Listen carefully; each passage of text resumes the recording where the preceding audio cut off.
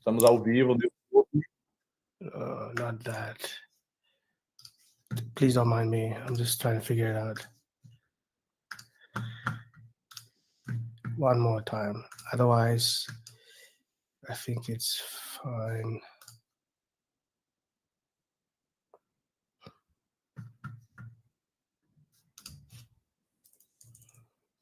That's okay.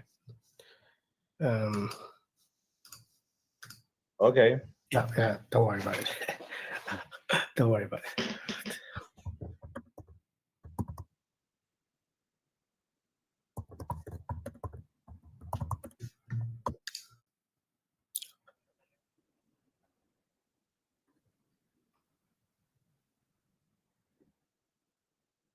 Okay. I'm checking if things are going okay on YouTube. Just a moment.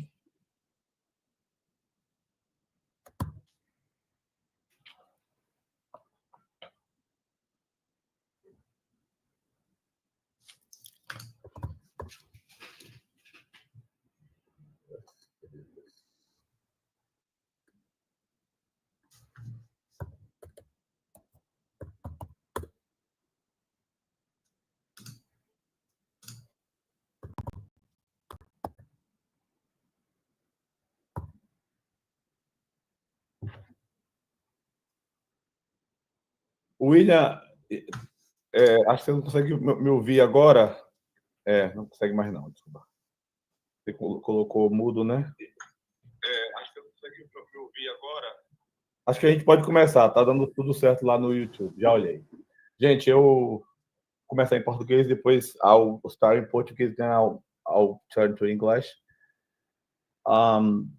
Queria agradecer a todo mundo que está aqui presente, está no YouTube, que está aqui com a gente, nesse primeiro encontro, que será um primeiro encontro de uma série de encontros do nosso GT de Práticas Identitárias em Linguística Aplicada da Ampol. É uma honra também de estar aqui com os colegas membros, muita gente está no YouTube. So it's to me very good to be here with you in this afternoon in Brazil, but I think it's not afternoon in South Africa, so we're in different time zones.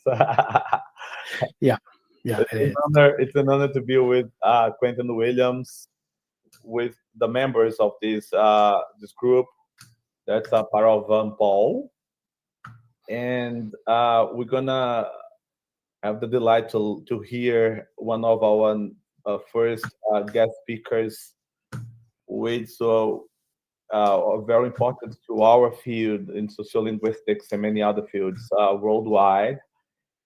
And it's a chance to talk about our not only the journal issue, but many aspects that we've been developing.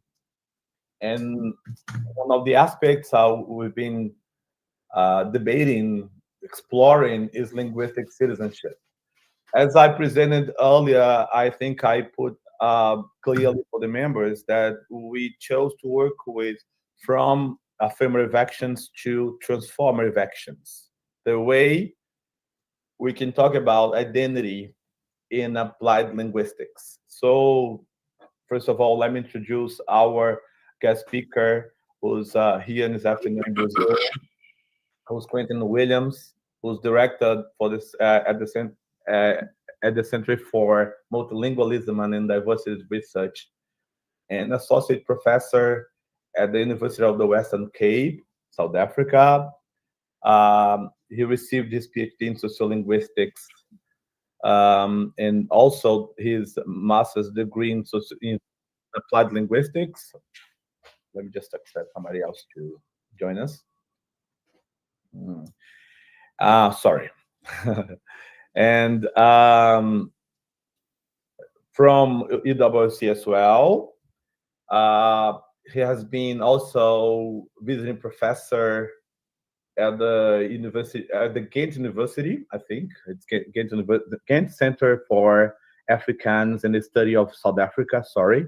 It's Ghent University in 2002. Also, he was senior lecturer at the University of the Western Cape. He has published many books and papers internationally that we know a lot the importance of these books and papers because of how they circulate in terms of the impact of these books and papers. But we could mention some of them, of course, here. But I would mention Neva Again, which a key work for analyzing the role of hip hop studies for social linguistics and vice versa. And then this is amazing for what we can dig in terms of Quentin Williams. He's leading many projects with grants and donations, and we've been working together. For example, in a group of members from South Africa and Brazil. And of course, it's a chance for us to talk to this brilliant sociolinguist who's now with us in Brazil, but also in South Africa, who's we're gonna meet. I think we're gonna meet in person now next March here in the US. That to be one of the keynote speakers at the Triple L. So it's a chance. Thanks so much, Quentin, for sharing your knowledge with us. Thank you so much for people who are joining on our YouTube link, and it's our chance to hear you. And thanks so much for that. Please, the time's there. Thank you. Thank you very much, Professor Nascimento, for that kind introduction.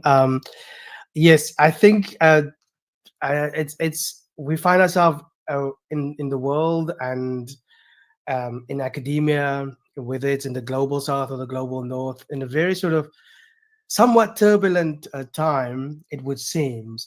But I think the goal for linguists and applied linguists, and this is what I want to sort of refer to today, always remains the same, and that's the emancipation and the empowerment of the historically marginalized, those under oppression, and in particular, I want to dedicate this talk of mine to the oppressed peoples of Palestine, in the state of Palestine. And given recent events of what happened, I have decided to boycott Triple AL, so I won't be keynoting at Triple AL, just to support the Palestinians. I've made that decision, and I fully support all efforts of their emancipation. I'm honored to speak to you today about the concept of linguistic citizenship, which at its heart is a concept that deals with understanding how multilingual speakers, whether they speak Portuguese, whether they speak Kaaps, Afrikaans, whether they speak Oaka, if they enact their voice and their agency, we learn something about their linguistic citizenship, especially if this is expressed through their language. So I'm going to sort of introduce the notion of linguistic citizenship to you, its genesis, but also what it critiques. And then I want to illustrate how this notion has been applied to the language movement, what we know as Afrikaans in South Africa. It's a language movement that comprises of language activists such as myself, and what we have been doing in the educational context to work towards realizing in very real material ways the linguistic citizenship of those speakers. My last few publications over the last few years represents these speakers in very sort of important ways. At the moment, we are producing a dictionary for those speakers, which will be the first dictionary for Afrikaans speakers. And we are also developing bilingual curriculum materials for the school. But we can come back to that at some point. So I'm going to try and do this and see if it works. So if I share my window, maybe it's going to work. I've now moved it outside. Okay. So slide presentation. Okay, maybe I can just, if I leave it like that, will it help? No, it won't. I have to put it in full presenter mode, right? This is the post-COVID. If you play the slideshow, probably it'll work. Yeah, let's see. Yeah. Okay. There we go. There we go. It's All right. Okay. Try to move then. Yes, yes, I think so. There we go. So what I want to sort of introduce to you is the simple question: what is linguistic citizenship? How do we define it? How was it defined? Then I want to sort of look at what it is, what it critiques, and then also illustrate with examples of the Afrikaans language movement,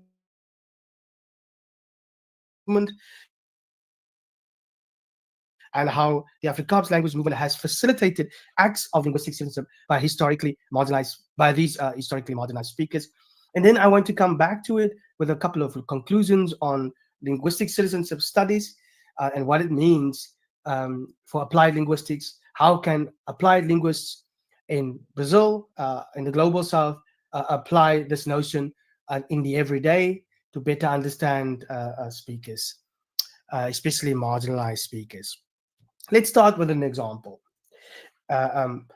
In the late 2000s, sort of 2001, 2002, a play was put on display, and this play was called the Afrikaans play. It was a play that featured a number of hip-hop artists who came together to re-represent, to refigure and re-narrate the history of the language spoken by the slaves brought to the Cape, influenced by the Dutch, and what we now today know as Afrikaans or Kaaps.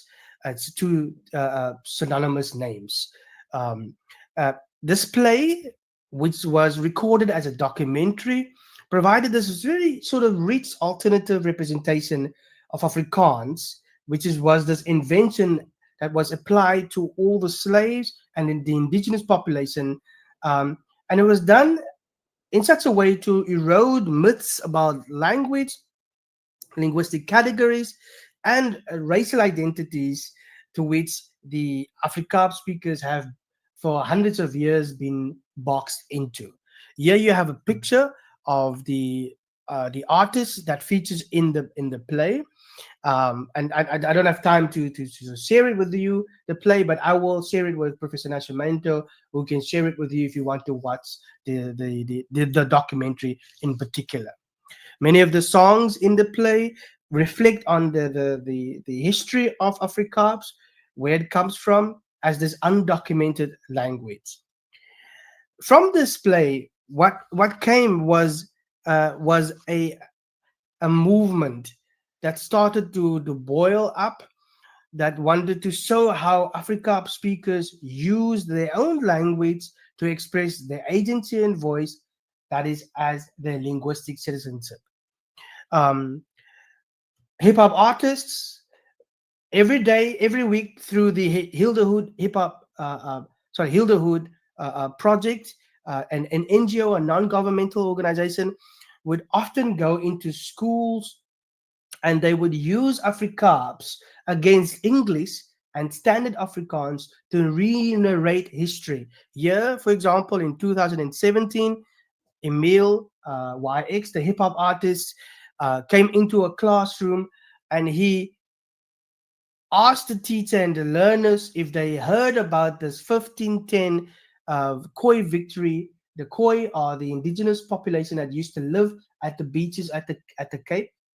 Then it was known as Cape de Boa Esperança, the Cape of Good Hope, and they fought the Portuguese in 1510 because the Portuguese were stealing their water and their meat.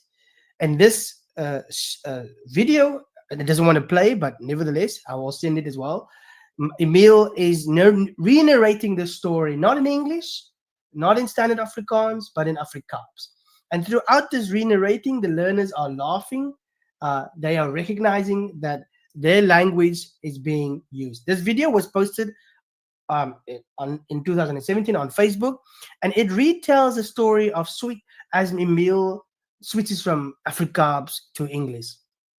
What is the story? It's a resistance experience, as I pointed out, of the Khoi population against the Portuguese in 1510.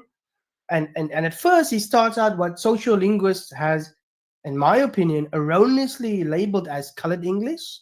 This is the type of English spoken by so-called colored. I should explain what colored means in the South African context.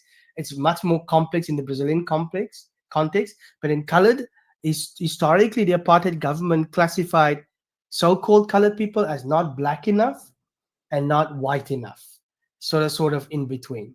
They said white people are white, obviously. Colored people is not black enough, not white enough. African people are obviously black, and then there are Chinese people. That's actually in the law, just as that. I'm not making things up. So the story that he tells it transitions rapidly into Afrikaans, much to the delight of the learners, and then he registers, right? He associates Afrikaans with the classroom, with the teaching context, with the learning context, with the curriculum that's supposed to tell this Khoi story in English or in standard Afrikaans. He associates it culturally, and in other words, and registers it to Afrikaans, to forms that are familiar with the learners, using words like J, keiki, yo to express surprise, and my bro, or my brother, and ne, which is ne. It's like a word filler, right? When you just exasperate a sound. What he also does, he is animated. He embodies he embodies the story by wildly gesturing, and that indicates to the learners that when something familiar, that when you tell a story as an Afrikaans speaker, you always gesture wildly, you are animated. So socioculturally, they identify with him as well. Here, in this case, he also reinterprets a very colonial story, links it to the lived realities of the learners, so they can relate to the story being re-narrated in Afrikaans. And then, of course, he parodies here and there with in accent, standard English brought to the school, especially the sort of the white voice of the teacher, the standard white voice. This example is very interesting to me because what it does, it gives us a window onto linguistic citizenship and what this notion analytically does to an example like this, and how we can sort of unpack the agency, how marginalized agency and voices usually expressed through marginalized languages, but then linked to an idea of citizenship or linguistic citizenship that should be mainstreamed. And in this particular case here, what Emil and this hip-hop artist are doing, and they do it on a daily basis still today, every week, they are linking historically marginalized language to sort of a more mainstream idea of what it should be. Okay, this example links to, and I'll come back to the example, but I've mentioned linguistic citizenship many times now. What is it? It's a notion that was created by Christopher Stroud. He's a former director of the Center for Multilingualism and Diversities Research, that tries to rethink or think through this notion of citizenship that we are most familiar with, but in the sense that of participation, agency, solidarity, engagement, mutuality, and whatever notions of engagement we can think of at an ethical level and a community level. And and this notion of citizenship, thought through these additional notions through language and politics and education. Christopher Stroud started out in Mozambique, working on a project by the CEDA, the Swedish Developmental Fund, to try to transform the educational circumstance of the Mozambican speakers. And what he found was this tension between what the policies of this, or what the state tried to affirm in terms of language and the citizenship of the speakers, and what should be a transformative idea to language and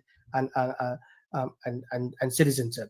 In the article in 2001, while he doesn't mention, of course, in great detail the genesis of the notion that started in Mozambique, what he does attempt to, in this 2001 article on African mother tongue programs, is a first definition of linguistic citizenship.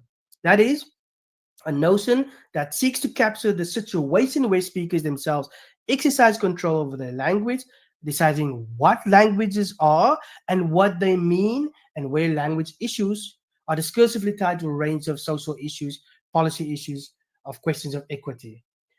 If you say you speak Portuguese, it is significant because you are proposing an idea of what a language is to you, what it means, and how it is tied to a range of issues in the educational context, the political context, and that is the language you use to articulate your agency and voice, and thereby your linguistic citizenship.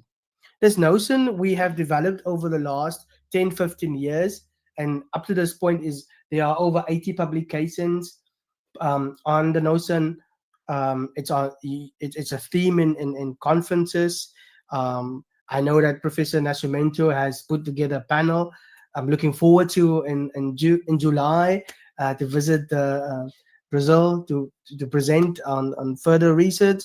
But it's also a notion that permits multiple democratic participatory approaches to citizenship.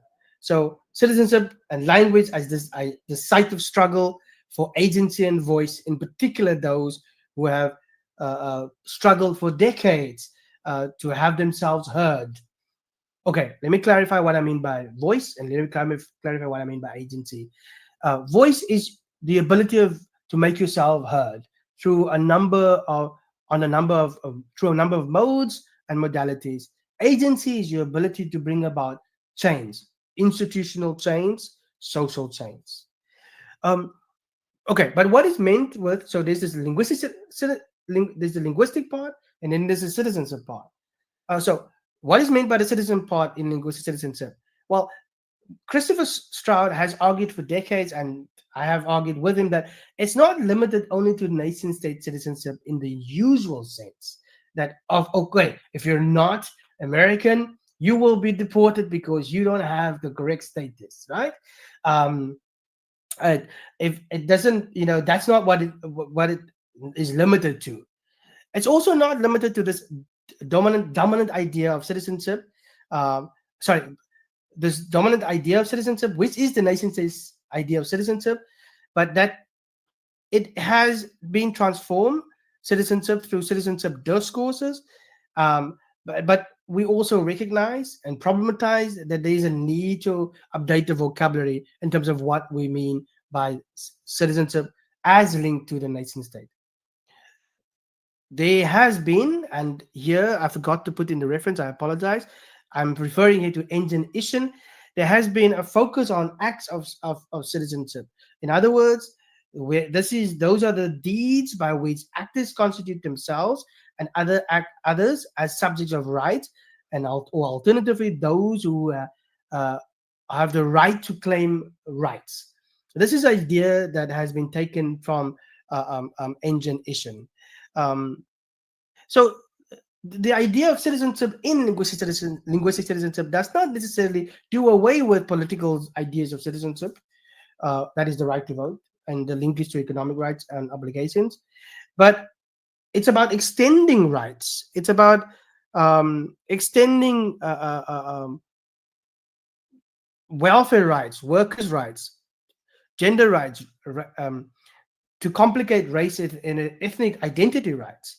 That's what is important in this particular case. And of course, language here features, and in a moment you'll see, very importantly.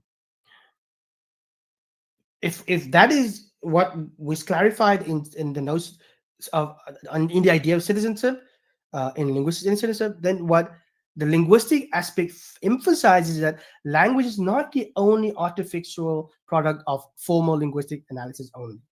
So in other words, when we talk about linguistic citizenship, it's not just about language, that system of science governed by rules and used by a community of speakers, to quote Ferdinand de Saussure. It's a very structuralist definition, but it's about alternative construals of language. Let's say, for example, in the Amazonian forests, is that how you say it? Politically correct? Is that the politically correct way? Amazonian forest. If there is a use of a language that the speakers themselves define as a language, and the state insists on calling what those speakers speak as a language variety, there's something wrong in how we listen to those speakers. Because if they say they speak a language, it is incumbent on the applied linguist to demonstrate, to describe why they say it's a language, but also to show that through the lens of linguistic citizenship, they are actually redefining what a language is to them. So in other words, they present an alternative construal of language that combines not only the linguistic aspects, that is the sort of the phonological, morphological, syntactic, but they also add in the semiotic aspect of this alternative construal of language. This linguistic aspect of linguistic citizenship is also about claims to agency of voice through a variety of semiotic means. If, for example, your only means is a means of writing where you stay, you do not have access to any digital platforms or to any chat GPT or any DeepSeek, then you use those means, semiotic means that you have available to express your agency and voice. And up to a point where you learn new technologies, then you will also express your voice and agency on those or through those semiotic means. Expression of linguistic agency and voice is also accomplished through unconventionalized, non-institutionalized uses of language. As an applied linguist, we have to pay attention to how this is achieved, where we can trace to the unconventionalized, the non-institutionalized uses of language. Pierre Bourdieu, in conversation with Loïc Vauquoin, in this methodology book on reflexive sociology, he puts it beautifully. We have to make the mundane exotic and the exotic mundane. If we do so, we're able to understand clearly non-institutionalized, unconventionalized uses of language. And thereby we will be able then to focus on how speakers reconfigure those languages through the creation of new meaning. I have to move a little bit quicker, and so I know I have 40 minutes and I don't want to burn through the time. I do want to leave questions and time for questions. What is linguistic citizenship critical of? Any concept, any framework has to be critical of something. And one is yet to understand quite clearly what racial linguistics, for example, is critical of. But it critiques linguistic human rights. Now, this critique focuses on the limitation of linguistic human rights. Okay, this linguistic human rights framework or approach is very much written into constitutions, whether it's in Brazil, in South Africa, or over the world, because the idea is to address the historical wrongs, but to also provide and ascribe the rights to the speakers who were disenfranchised before. But unlike linguistic citizenship, the linguistic human rights framework tends to affirm, speakers and languages rather than providing a transformative idea of their language or capturing a transformative idea of their language. So this approach to minority languages, for example, points to the gaps. This is linguistic citizenship in the problem of the language and human rights framework. What are they? Linguistic human rights accepts two easily pre-established and mainstream categories of language. This is a reference from Rabogumia. I will send a reference as well. It also selects, it divides and partitions communities, and knowingly or unknowingly assists dominant languages such as English and Afrikaans. So in the South African case. So for example, South Africa has 12 official languages. Yet those 12 official languages are not representative of the many languages spoken by speakers in the country. Here, if Afrikaans speakers want to claim rights to their language, they have to do so under the cover of Afrikaans, because it has been, one must point this out, erroneously described by historical linguists as a language variety of Afrikaans. Okay. It also approaches language. This is also another critique of linguistic citizenship on linguistic human rights. It also critiques the approach of language, and that it approaches language in structural functional terms. In other words, as countable, delimitable, as an unproblematic construct. So there's this famous case that Christopher Stroud cites in that article that I pointed out, where Northern Sindebele and Southern Sindebele were described as language variety, as delimitable, countable languages. Yet the speakers were claiming rights, claiming linguistic human rights. Linguistic human rights for their languages, for their community. But the government in the end decided to only pick Ndebele, which is to sort of appease both groups, and thus Ndebele was officialized with all the other Nguni languages. The other limitation is also that this framework grants to a group of minority speakers that are often monitored through and by state institutions. So in the South African context, these state institutions are the Pan-South African Language Board. And what they are tasked with is to standardize, maintain the standard of the official language. They don't attend to the marginalized language. Okay, I mean, you get the point, right? This framework appeals to a rather top-down managerial politics, but I think it's worthy to point out that in the 2010 article, Christopher Stroud points out, this framework is not well adapted to the fact that individuals now find themselves participating in a variety of sites in competition for resources distributed along multiple levels of scale, such as the state, the supranational, the local, and the regional. And that because of that, and the way that the individuals are wrapped up in this sort of very neoliberal institutional frame, it impacts negatively in understanding the acts of linguistic citizenship of the speakers. So linguistic human rights affirm speakers. Yes, they are communities, they have speakers, we should give them rights. And that's pretty much it. We don't attend any further. Linguistic citizenship, however, takes a transformative stance.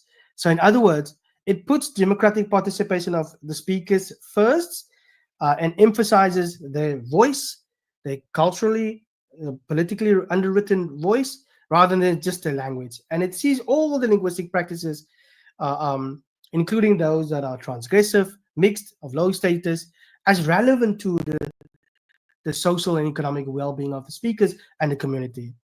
And it recognizes, and we have done so for many years, that it's very hard to predict any of this if you're watching it from any center, from any institution. So you have to engage the margin. If you're an applied linguist, you have to listen and document and watch the margins. And as such, stress the importance of any grassroots activity on the ground, often in the margins of the state control, often outside formal institutions. If you've lived your whole life in Bahia and don't know anything about what the least of those who have the least in the community say about their language, you should dig some more and maybe ask them not a question, but a relevant question for that community to better understand their linguistic citizenship. And that's the spirit of linguistic citizenship and the approach of linguistic citizenship. So how does it play out? And I'm going to go through these slides fairly quickly. How does it play out within the Afrikaans language movement? For a number of years, and I'll skip the slide that I showed you, and this is from the documentary, the Afrikaans documentary. For a number of years, the hip-hop artists have gone into schools, and in particular, Heal the Hood project, to conscientize, to raise critical language awareness of Afrikaans, especially amongst the Afrikaans speakers. And they've raised the questions of whether the students or the learners would like to see the language as an official language, whether they would like to see the language in the books, in the school, in the curriculum, and what needs to be done. And many of the learners, speakers themselves, have given feedback to the activists, the Afrikaans language activists, and indeed to myself. This is a picture of one of the learners who were asked, what would you like to actually use in the classroom other than standard Afrikaans? And they would say Afrikaans, which is the Cape Afrikaans English subtitle here. Heal the Hood project goes from school to school, and they teach learners how to perform the rap genre in Afrikaans and also other languages. Here's an example from Grassdale High in Grassdale. It's on the Cape Flats of Cape Town. The Cape Flats is this, it's like the, favelas, yeah? But it lies outside the business district of Cape Town, 26 miles away. Professor Nascimento has been there many times, but at our university, my university is situated on the Cape Flats. In this picture here, you have the young girl here opening up the song, and you have these two young men rapping in Afrikaans and English. And what they are rapping, and I want to point your attention to the themes. There's a soulful hook. Sorry for the technical hip hop genre, the music genre. There's a hook with a soulful beat intro. The music is drums, snares, and kicks, and the girl sings la la la la la as a way to introduce the songs. And the first 16 bars of the song is in English mainly, but the themes are focused on human dignity, rights, affirmative action, constitutional recognition, democracy, and against discrimination. Very sort of enlightened ideas about Afrikaans in our present democratic dispensation of South Africa. Then there is the bridge, which is, I'm not going to sing it, you should realize the lies with your real eyes, which is a rhyme. So, the bridge is repeated many times. And then the second 16 bars is performed by this young man here. And it's entirely in Afrikaans. It's reflections on democracy, lifting up everybody, standing together, and calls for reconciliation, not recollection. The last 16 bars is a mix of English and Afrikaans, and they are reflections on self-worth, respectability, and being an example in your community against xenophobia and gangsterism. If you're familiar with South Africa, we often experience flares up of rather embarrassingly, of xenophobic attacks and against our brothers and sisters from Mozambique and beyond, in particular. And I'm mentioning Mozambique because the first victim of xenophobia was from Mozambique. So these young voices, what they do here at this very sort of basic school level, in this high school, they reflect on Afrikaans as an official language. They want to determine language, redefine language for themselves. And they want to see it in a textbook. And so what they do, they problematize the meaning of what a legal language is. Legal language here, of course, it means official language. They themselves see themselves as illegitimate speakers of an ideologically more privileged variety that is often associated as this sort of white norm variety called Suiwer Afrikaans or pure Afrikaans, which refers to the purification of Afrikaans during the 1800s and when it became standardized and a dictionary was developed. They also understand that there are real material consequences for not speaking this white norm variety.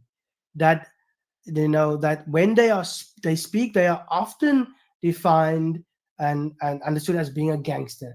And I'm pretty sure this is probably the lived reality of many Black young men in Brazil when they speak of a variety of Brazilian Portuguese. And I'm not saying this because it's in the air. It's been reported by many scholars, Jennifer Roth Gordon, Lin Mario de Sousa, Professor Nascimento, you name it. What they also do is they reflect on the use of Afrikaans by celebrating and promoting it as fluid, as not boxed in, as not standardized. And their reflections through the rap and the rhyme and in the documentary reflects a social approach to the investment of their language in the classroom that is relatable to them, to their lived experiences in Lavender Hill. This is at the school Grasdale in Lavender Hill on the Cape Flats of Cape Town. The next example, and I'll go through it very quickly, is about teaching hip-hop culture at a historically Black university and through Afrikaans. Every year, the African Hip Hop Indaba puts on, a showcase of hip hop, and what they also have is a lecture series. So I think the date is not on here, but a while ago we started the Heal the Hood Hip Hop lecture series, and it was me, Emil YX from Heal the Hood Project. This is me here, and Samia Lim, Professor Nascimento, and you know him. You've seen him, and then Adam Haupt, Professor Haupt. This year is Grandmaster DJ Ready D, and this is his wife Malaka. She's a big girl, and so we started this lecture series. At this lecture series, students were taught how to DJ, or turntabling, because we have to say to distinguish it from the radio DJ. But also we gave them lectures on the lived experiences, how to do graffiti art, the lived experiences of Afrikaans learners. And out of this lecture series for the last years, and you mentioned it, Professor Nascimento, very kindly, we produced this 500-page book, which is the first handbook of hip-hop culture on the African continent. Just at this lecture series that we showcased, there were two themes that focus on knowledge of self, and also teaching about and through hip-hop, which we saw as a very sort of highly stylized performance, as Nicholas Kuplan and Richard Baumann point out, it tended to be and was very memorable amongst the speakers. But what I want to focus on was here in one instance, Emil was teaching about breakdancing and how important it is to embody language as part of the discourse of linguistic citizenship. So embodying language through a genre of dance, whether it's capoeira in Brazil, for example, whether it's breakdancing that draws on capoeira in a good sense, it sort of links to our idea of linguistic citizenship. In this lecture, for example, Emil talks about the art of breakdancing, how breakdancing is performed, but also the philosophical tenets of what it means to live and do breakdancing for a living.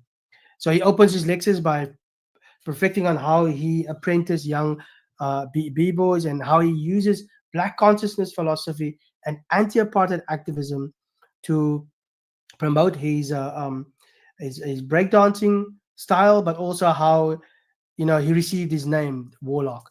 So I'm going to skip this just for the interest of time. But what I want to point out, he in this lecture illustrates the embodiment of language and Afrikaans with two other breakdancers called mixed mense. This is mixed people or mixed humans. Sorry, B-boy Mullis and Mace. And what they do here was to remix the Khoisan dance moves with the backslide or the moonwalk and other hip hop moves. I should point out, and it's on YouTube, that the moonwalk by Michael Jackson was taken from the hip hop artist. It was initially called the backslide. Here, so that in this slide, he basically talks about how you enter the circle and as a b-boy. But I want to show you the pictures here. So he starts lecturing about being a b-boy, and the next scene they illustrate all Khoisan moves. Here the two b-boys morph into a chameleon-like moves, and the one b-boy becomes a drum, and and they illustrate what Khoisan dance moves is. Okay, so these choreographies merge breakdance moves, and I pointed out there's a little bit of capoeira signifying, and what they ultimately do signal to the audience then was a recuperation of an effective cultural praxis that sort of have remixed genres of dancing, as we understood as in the structural noise of colonialism. And secondly, what they did there was to show how breakdances performs embodied sort of decolonial communication, to cite Gabriella Veronelli, a notion here, that gestures on the one hand towards indigenous futures of Khoisan rituals through the remixing of dancing. Okay, let me end that analysis and say that what they also do is they intervene what Recollet calls in settler colonialism disappearances by recuperating and mixing genres of dancing. But they also point to the sort of utopic potential of indigenous languages and languaging with the goal of bringing more attention to indigenous agency and voice in decolonial spaces. And here, of course, Afrikaans are one of these languages that they bring attention to. And then there's this hope, this utopic potential, this hope and aspiration that is that the indigenous acts of linguistic citizenship, what we see here embodied, become a defining feature of decoloniality and not just a critical stance against colonialism. Okay, let me conclude. So I've introduced the notion of linguistic citizenship to you. I've pointed out the what is critical of, and I've illustrated this through two examples in the school and university contexts. But what does it mean for you as an applied linguist? How can you apply this notion in your work, in your language activism work, in your school research work, in whatever work you see where you're asking the relevant questions, important questions for the emancipation of the community and speakers that you are working with. So this approach, it's an approach to multilingualism, it's an approach to language, but because it highlights the manifold ways marginalized speakers or speakers of marginalized languages mediate agency and voice. At first, you might not see it because you might be asking the wrong questions or focusing on the wrong thing. But if you calibrate your toolkit, you will see that what the speakers are doing. And often it's by just asking, so what do you understand by how you are speaking? Linguistic citizens also allows us to read or enter a reading of multilingualism into the domain of language politics that speaks truth to the symbolic power that often, as what Raymond Williams calls, entrenched structures of feelings. But destabilizes also the nexus of linguistic practices. I'm aware that many Brazilian linguists are Bakhtinian scholars, and they're very much versed in, the literature of Bakhtin. But oftentimes one has to sort of recalibrate that Bakhtinian notions of voice to destabilize what is the nexus of linguistic practices to maybe what is the logics of the practices by indigenous people, right? If you're going to look at, say, oh, okay, they sound like Portuguese speakers because they were exposed to Portuguese speakers, that's probably the wrong question to ask. Maybe you should have asked, okay, how do they do this on a daily basis, and how do they link that to very important questions of survival, of ethics, of care, of embodiment, of the fight against erasure, right, and oppression. And I think that's quite important. It's a notion that aligns well with our applied linguistics linguist who seeks justice. And I know, Professor Nascimento, your work is vitally important in this particular context. And I'm reminded every day of it. And it's a work that seeks justice. It's the work of justice.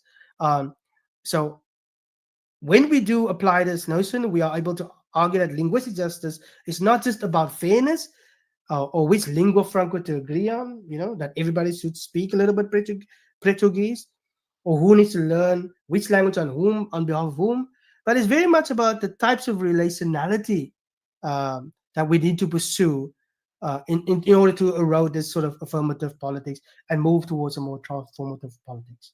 I'll leave it at that. Thank you. Thank you, Professor Quentin Williams. Oh, what a moment we have with you. Thank you. Such insightful words that you bring in us. I think a lot of things that we are about to discuss here, of course, we here with members of this group, that belongs to Paul.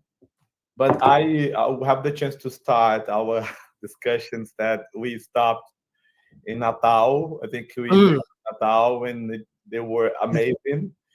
And when I thought and I just proposed this to Joanna, who's working with me in this group, as we had in this group, we lead in this group, just because we have a lot of talks and people talking about identity. People continue to talk about identity, about some aspects of social justice, as if they were in the 80s or 90s. Right.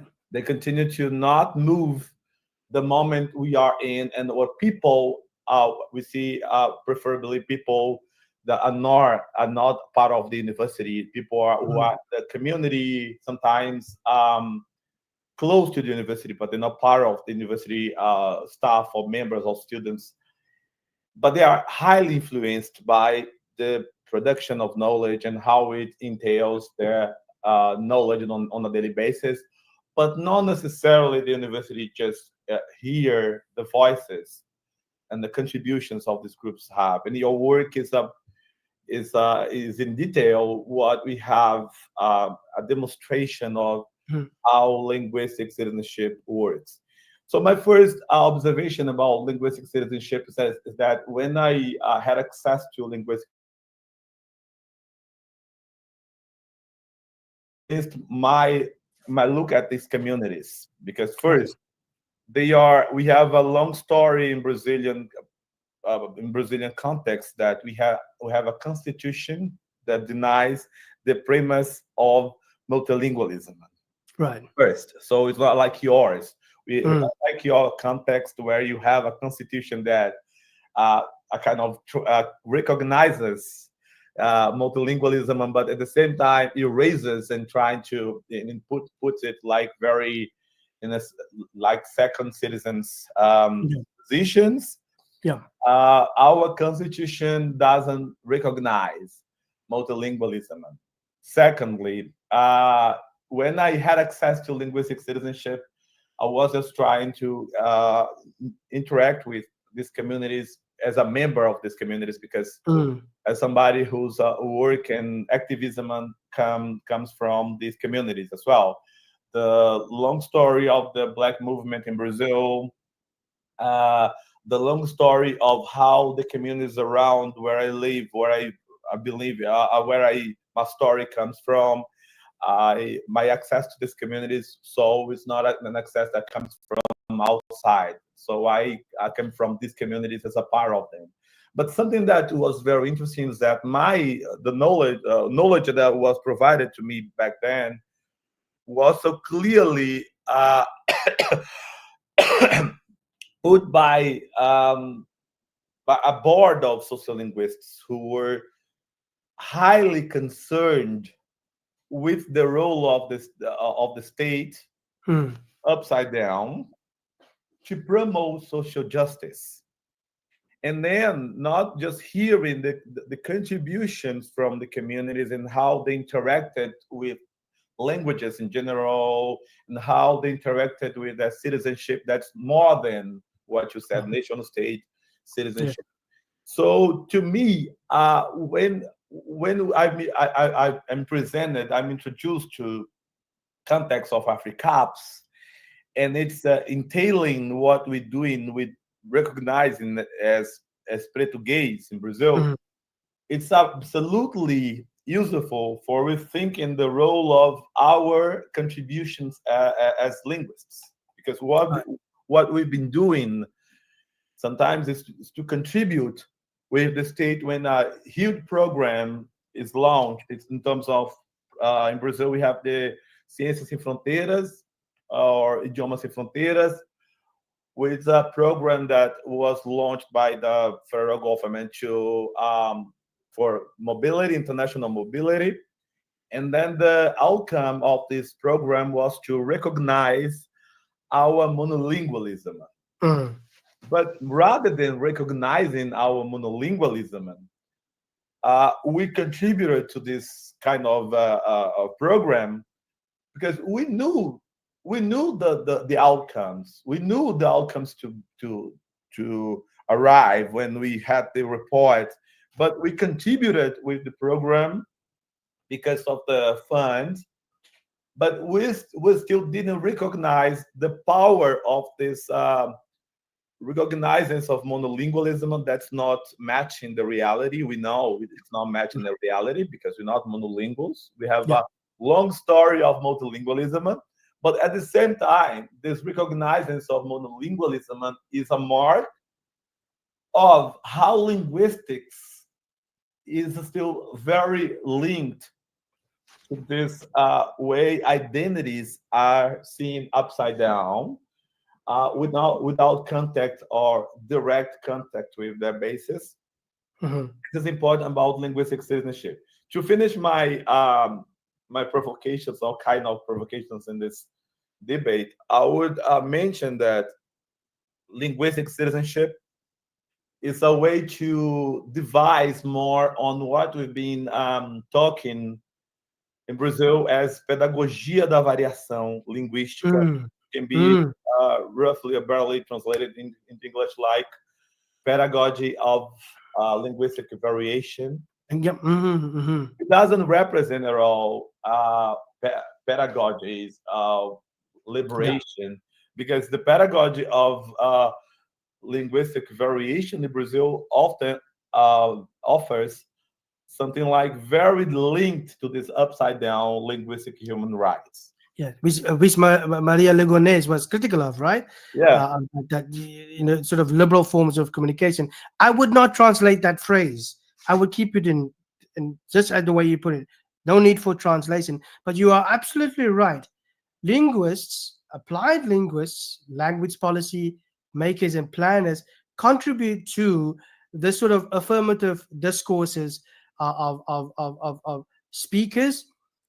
They get boxed into identity categories because their languages have now been affirmed, but on the basis of a monolingualism that contradicts the multilingual reality that the speakers themselves are involved in.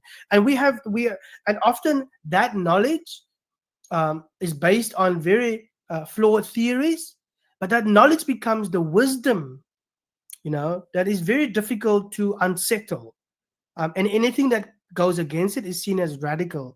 We have a similar thing. Afrikaans speakers are gangsters.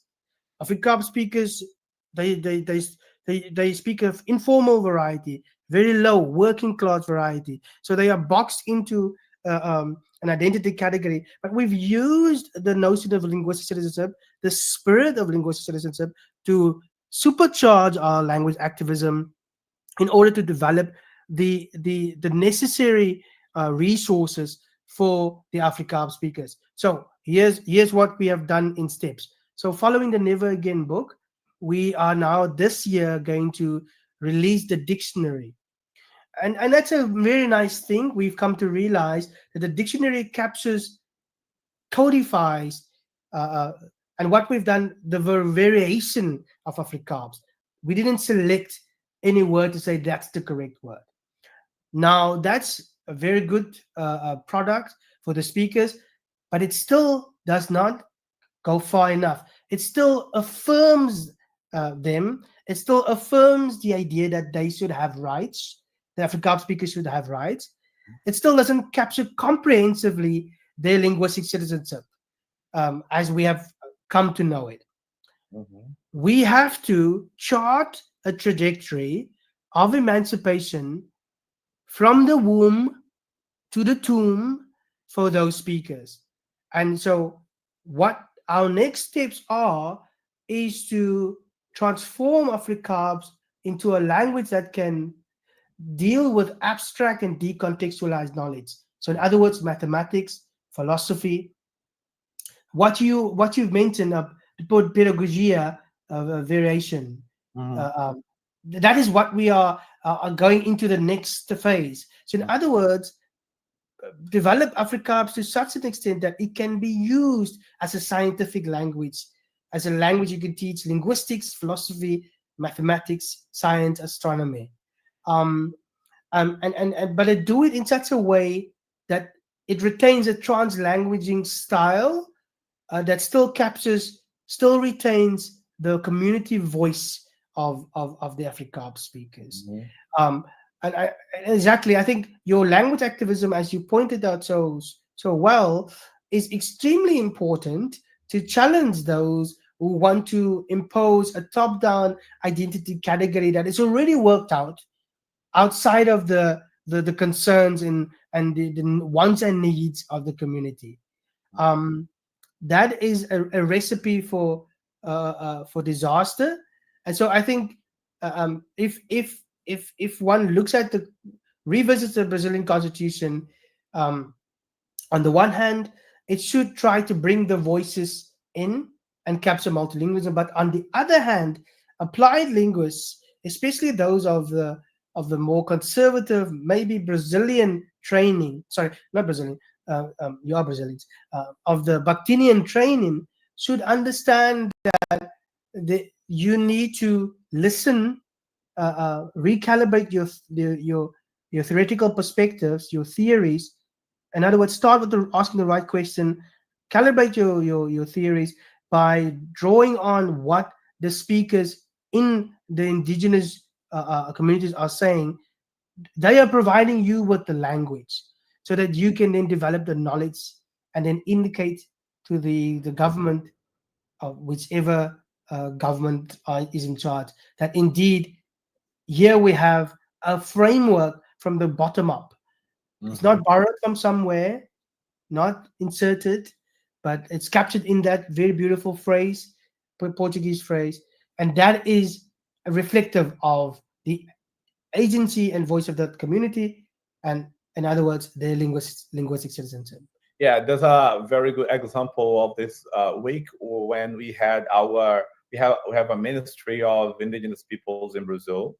Yeah, and our the kind of council that they have in the ministry decided that indigenous peoples can rebirth and use kind of a process to rename their or use their people's name for a kind of surname, their birth certificate in Brazil.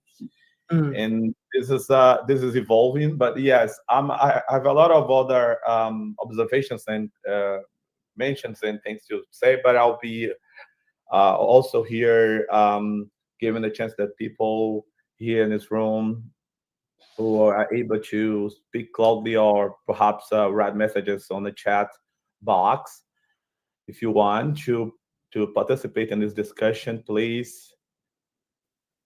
And also people who are on YouTube, please. Hey, Anderson, please, you can speak loud if you want. Thank you. Hello, guys. Hey. Hi, Professor Quentin. It's a great honor for me to meet you. Thank you. Same here. My name is Anderson Lucas, and I wrote my PhD dissertation on the colored people of South Africa, specifically in Cape Town. My dissertation was called Falo Afrikaans, mas não standard. I speak Afrikaans, but not the standard. And the rest, it's a long term. It's ethnical. You know Lauren from UK, huh? Yes. Yes, there we go. Small world. Yes. Okay. So I just would like to say that I have two good things I would like to share with you. the first of all is that I got funding to turn my PhD dissertation into a book, which was translated into English. It was published by Peter Lang in Germany. So, and I just got back from Europe. I could promote the book, and many people are now reading about the colored culture in Cape Town, and I'm very excited about that. And the second thing is that my PhD dissertation got an award for the best dissertation defended in 2003 and 23. And I'm excited because people are engaging with the colored culture cause, and I'm so excited. As you know, I just wrote a paper with Lauren. She's a good friend of mine, and I just wanted to tell you that I'm a big fan of Cape Town and the colored culture. I feel myself a colored guy as well, even though I can't speak COPs, but just to tell you that there are people in Brazil who love the colored community, their history, their culture, and their COPs. Thank you so much for the presentation. I learned a lot from you, and it was too bad I couldn't meet you in person when I was in Cape Town. Next time, you have the Center for Multilingualism is open, and we welcome you. Just write to me, and then I'm happy to and he'll be in Brazil in July. Yes, I'll be in Brazil in July for the conference. Where? To the lab to the CBLA. In Bahia? Okay. No, it's in Sergipe. Sergipe. Okay. Yeah.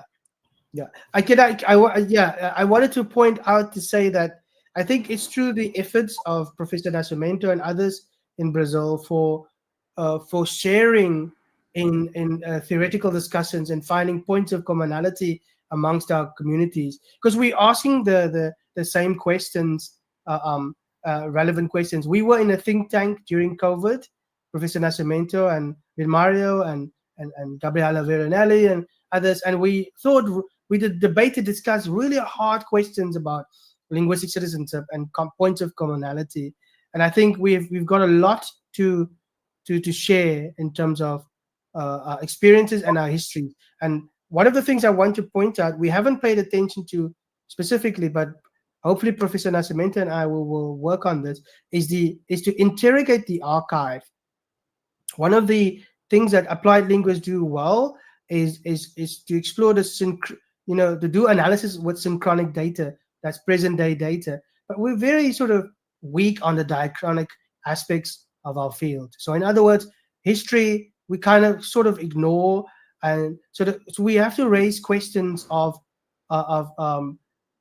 tracing the sort of the origins of particular discourses of emancipation that originates within indigeneity, originates with indigenous populations, and that provides us with a language that we should excavate and resuscitate and then apply in our contemporary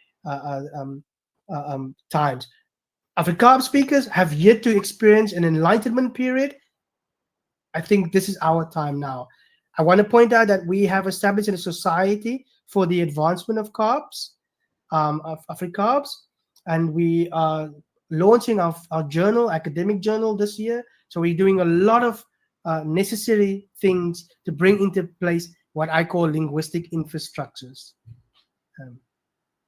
Thanks, Professor Anderson. I think one of our senior members, Professor Isabel Magalhães, please take time. It's your time. Thank you so much for it.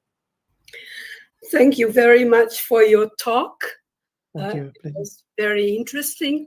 I'd like to ask you, how can the notion of linguistic citizenship contribute to the movement towards internationalization of universities, which favors English? I think the notion of collaboration and the notion of multilingualism and relationalities need to be unpacked, explored better amongst representatives of internationalization, and focus on the priorities of not necessarily at the nation state level.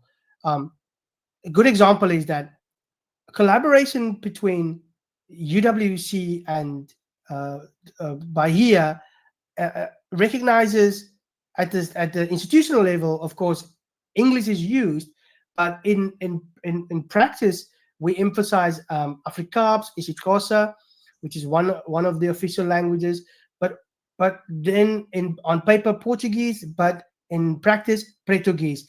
Our goal is to cultivate a form of relationality that cultivates the academic project, that respects the emancipatory goals of the academic project. I think we need to put in place good strategies for internationalization that does not privileges English, because I know for a fact, and I remember in Natal, Professor Nascimento, the British Academy, is it the British Academy, had sponsored the event because it was focused on English. I think you need to decolonize yourself from the British Academy.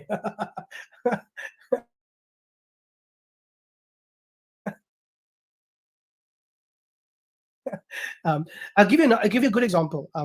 The VLUOS, which is the Flemish Institute Inter-University Council, they have this year or last year put in their vision decolonization, and so they communicate with potential applicants in English and in Dutch, but you can also use the approach of decolonization to communicate with colleagues and potential institutions and funders.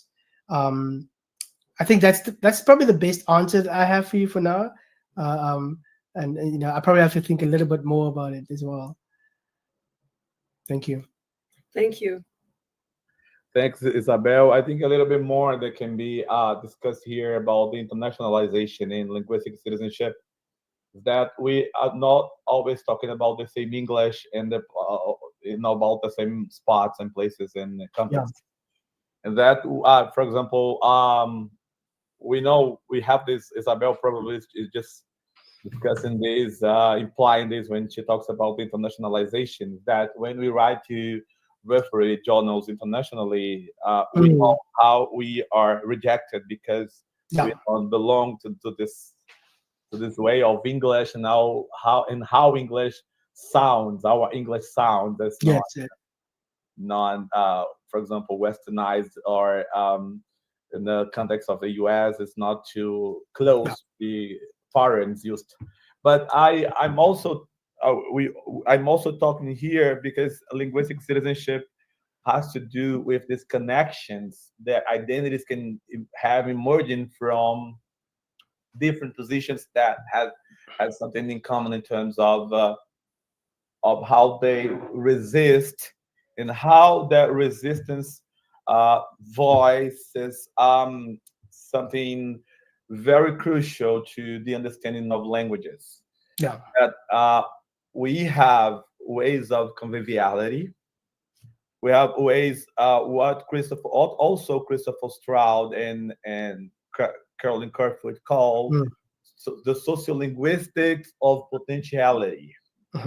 That's our writer, our fiction writer, novel and poet writer Conceição Evaristo calls escrevivência.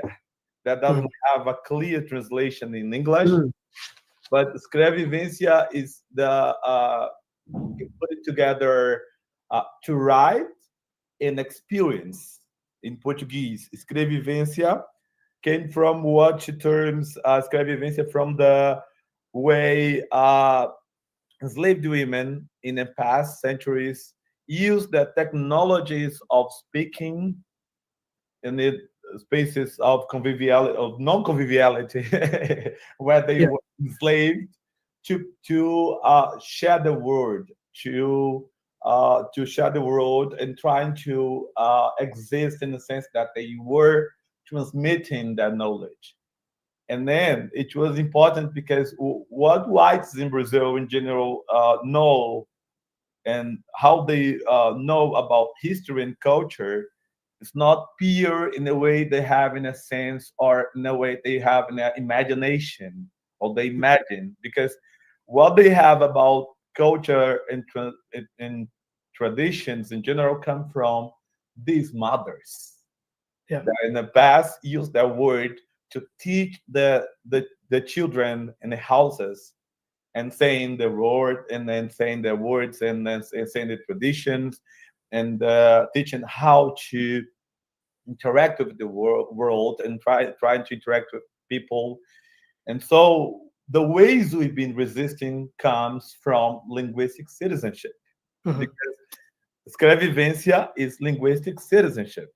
Escrevivência has to do with linguistic citizenship. And I remember some years ago when I had the chance to talk that to Conceição Evaristo. We had this conversation, and I remember that Conceição Evaristo is even more talking publicly about linguistics. She's a literary fiction writer, and she's talking even more about linguistics and linguistic science, because she knows that this is a dispute that we have to manage to do every day when we exist. So thanks so much, Isabel, because I think it's the way of internationalization. Yes, Quentin, please. Yes, I want to point out, because it's maybe we sort of unintentionally sort of open up a binary idea there, but I think what's important and what we've learned, Isabel, from the decolonial movement in transforming the curricula in the universities is the following.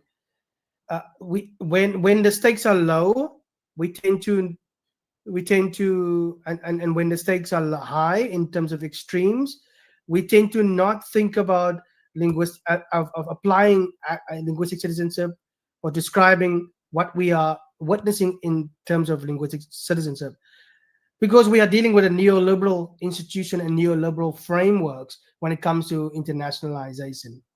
But there are many actors in the processing and processes of setting up internationalization, and it is incumbent on those actors to transform or to act out linguistic citizenship along the way, along the processes, whether it's the professors, whether it's the Senate, whether it's the rectorate.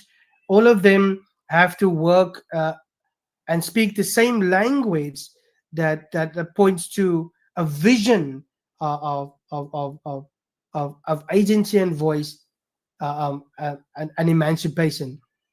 Because one example is that, let's say, and we've had this experience with Bahia, and we have this experience now with EFRN in Natal, that it's difficult to send their students over, even though they learn English. Mhm. English is very limited, but unfortunately, they don't want to come over because the internationalization process has not captured their agency and voice in such a way that is mutually benefit for both sides. Yeah, I think, and I think we need to do work very hard as actors within the process of internationalization to make it a material worth for the speakers in this particular process.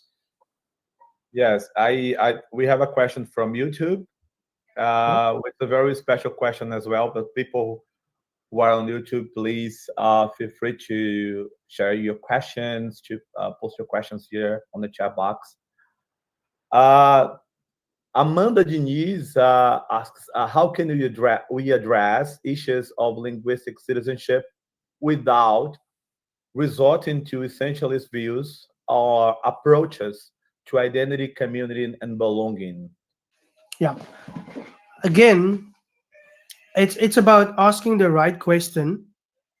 And the right question will lead you to challenge learned frameworks and of research design and methodologies that will help you to challenge not only your own essentialist views, world views of the communities of speakers that you are working for and on behalf and with, but also in understanding better how they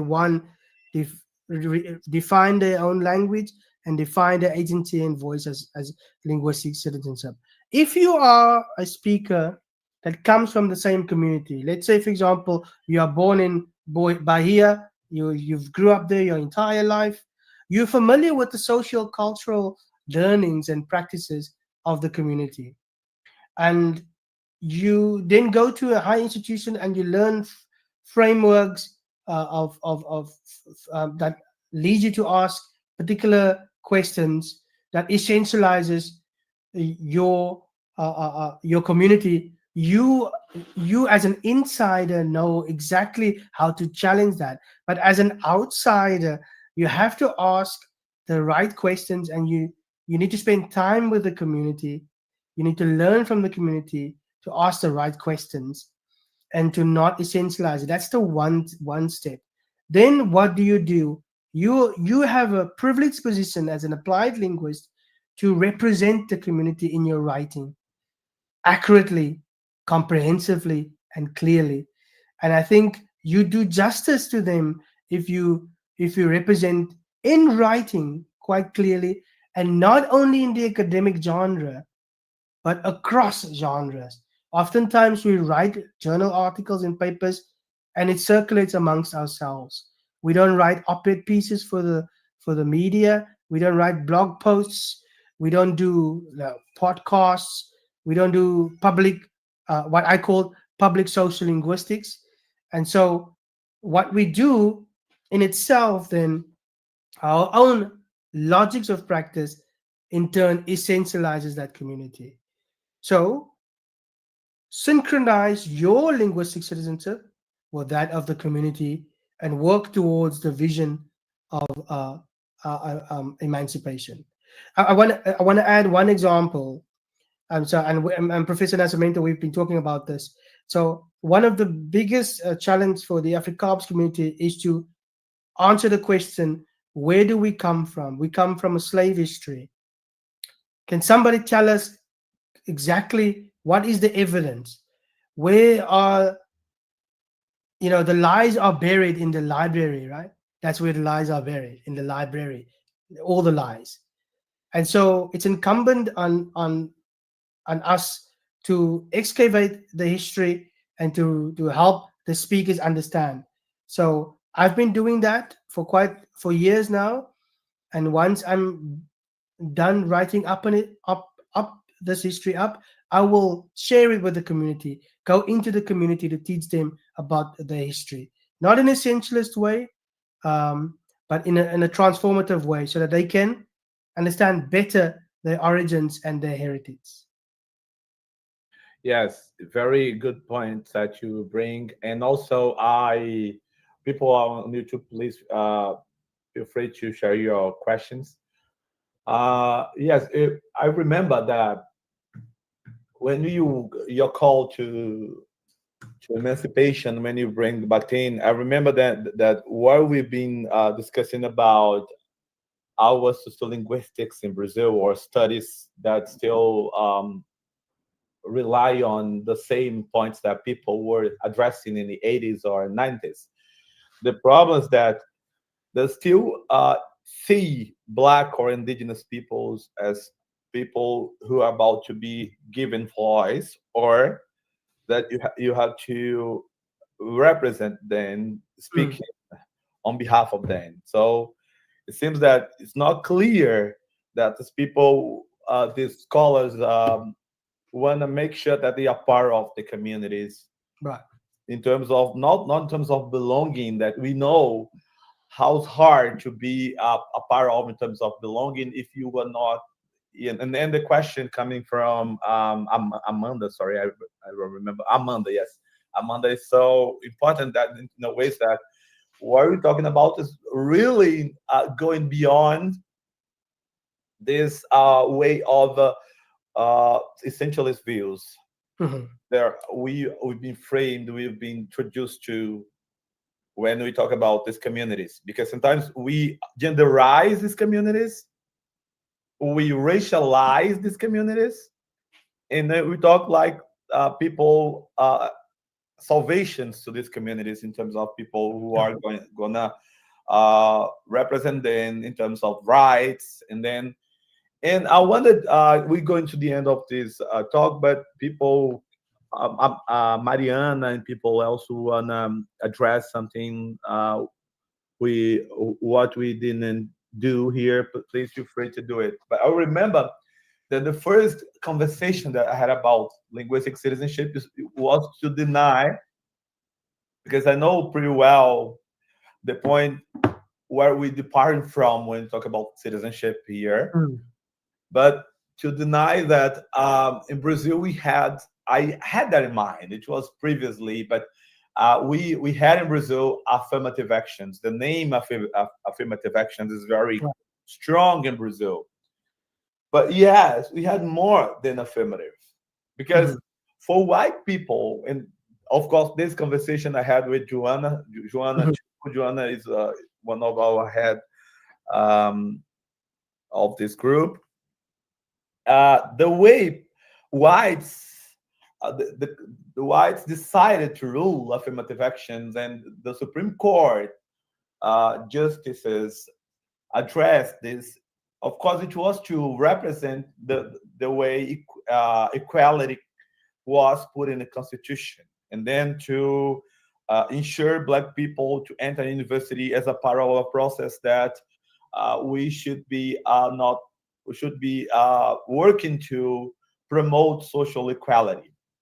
Yes, that was good, a kind of human rights to these people. But the way people entered universities in Brazil was beyond rights that were given. And I remember I was one of the first generations and first students of these generations to enter university thanks to due to affirmative actions. Our mind was not to be given something that was something to be given and then you get it and after that you're gonna live it. No, we belong this place from now on. Yeah. So we're gonna change this place to the way we're gonna exist here. And we know that how we resorts in terms of essentialist views, because sometimes what you put in Adriana, oh sorry, I forgot the name again. I lost the name again. Amanda, sorry. Amanda, yeah. Of course, it's a chance for us researchers to think. Sometimes we have something in mind about Portuguese or Black Portuguese in Brazil, which was for a long time named Afro-Brazilian Portuguese. That Lélia Gonzalez, another Black scholar, renames like Portuguese. People want to make sure that the name is Afro-Brazilian Portuguese because they don't want to ensure that this name Black, that it's now a part of the Black community in Brazil. We use like colored Blacks in South Africa, the same together in Brazil, but they didn't want to make sure that these people can rename a name given historically by linguistics. Yeah. Yes, we can do it.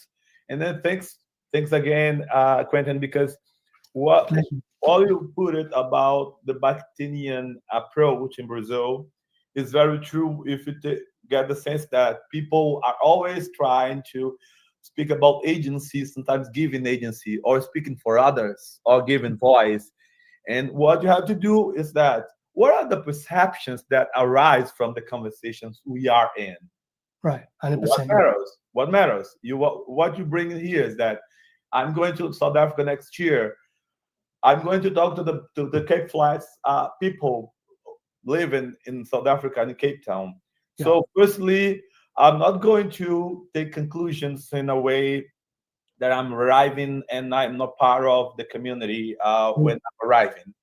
Yeah. But I'm going to talk to people about leadership, readership, and how they deal with these aspects socially.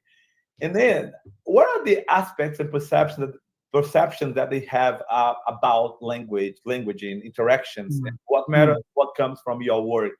and then what's important. So thank you so much for what you brought. I think we're going to the end now, but I'm going to listen to your final words. Yes. We have the delight to hear you, and then this is so important. Yeah. Was I think it's gonna work for the issue we are co-editing here in Brazil, and you Good. have the chance. Wonderful. You have the chance. You're gonna have a chance to publish one of your papers too as a Yes, part yes. of the issue. Thank you very much. I want to sort of leave you with this word to say that I think the opportunity for applied linguists, especially working today in Brazil, we need to challenge ourselves to create new frameworks that is grounded in the community, and that can help you to expand the knowledge base that will become the wisdom in such a way that it's emancipatory, but and transformative. For decades, for years, you've had communities that have been heavily marginalized. It's up to applied linguists to ask the right questions, like I said, and to advance the relevant theories, so that you can produce the knowledge that is in the service of the community, and that challenges the gaze of the state to look at these communities appropriately. So thank you very much for having me in this forum. Yeah, thank you very much again. And next time we're gonna continue this conversation. We have a lot of scholars coming, upcoming for upcoming series of these discussions for debate, and like Cassandra Muniz, Tânia Rezende, some of them you know a lot. But we're gonna turn Portuguese and English, then we can have a broad and good conversations and so on. Thank you very much. And all of people on YouTube, thanks very much for joining us for this brilliant conversation. Bye-bye, people. Bye-bye. Have a good night. Have a good afternoon. Bye-bye.